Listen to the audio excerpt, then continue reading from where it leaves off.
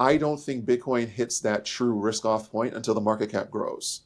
Mm. And the market cap's going to need to grow organically like it has been over the last 15 years, right? We're going to need to really push our way up before that click happens in people's minds and they see it as risk off.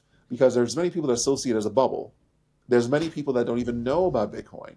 Like they've heard Bitcoin, they've heard the name Bitcoin, but they don't know what the heck it is, right? And I think we still are going to go through those, and I hate to use the bubble analogy because the reason why I like using it is because it's not a very apt analogy.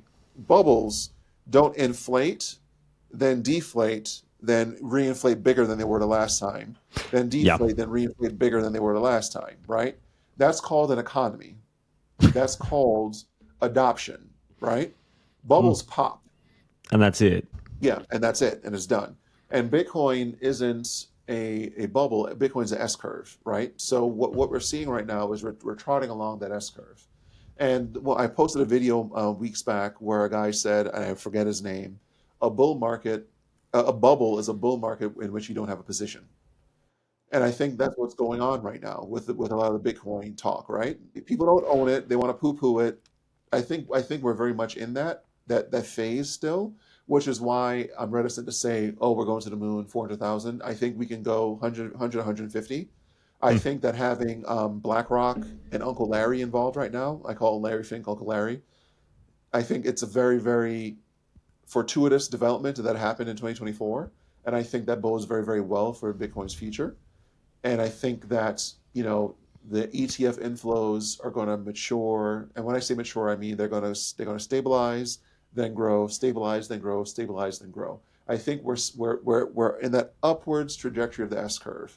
Yeah. But with the macroeconomic headwinds right now, I will be happy with 150. Now, the one caveat I will give quickly Hmm. is that the downturn we saw at the end of Q4, I think was strongly correlated to a drying up of liquidity, right? So, I was about to ask you where you think, like, kind of, because that is the yeah, big macro take of like what happens, global M2, where's liquidity coming from, QE later this year.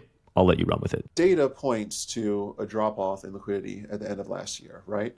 And we had, if we look at Bitcoin, if we look at strategy, if we look at Nvidia, if we look at a lot of the other stocks, we had a bit of a feverish run up in a lot of them, right? And some ran up at different points, but people do rotate from stock to stock at different times. So I think what we saw was a run up in prices, especially when Bitcoin was like at 108, 109, and strategy was at like 543, and then they started to taper off into the new year, right?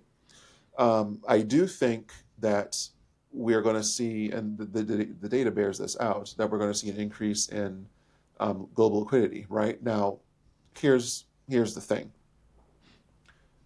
I haven't done enough research to know what happens in an environment where you have a trade war going on, where you have interest rates that need to come down, while simultaneously having global M2 going up. Mm. Those seem to be fighting one another, right? Because if you think about the tariffs, and here's a quick segue about the tariffs.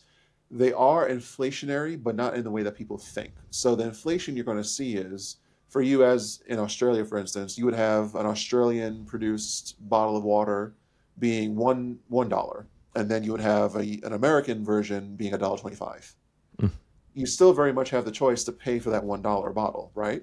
Or you can pay for that 125 bottle. So the inflationary effect of tariffs often come through as a consumption tax. Yeah. That's Yep. often how they are expressed to people, right? So they are inflationary, but it depends on how you define inflationary. Yep. So I say that to say, again, second and third order effects. How does increasing liquidity play out with increasing pressure from inflationary effects of tariffs, with increasing pressure of high inflation, and then increasing pressure that all brings onto the market? How does that play out? And that's still a thesis I'm trying to work through.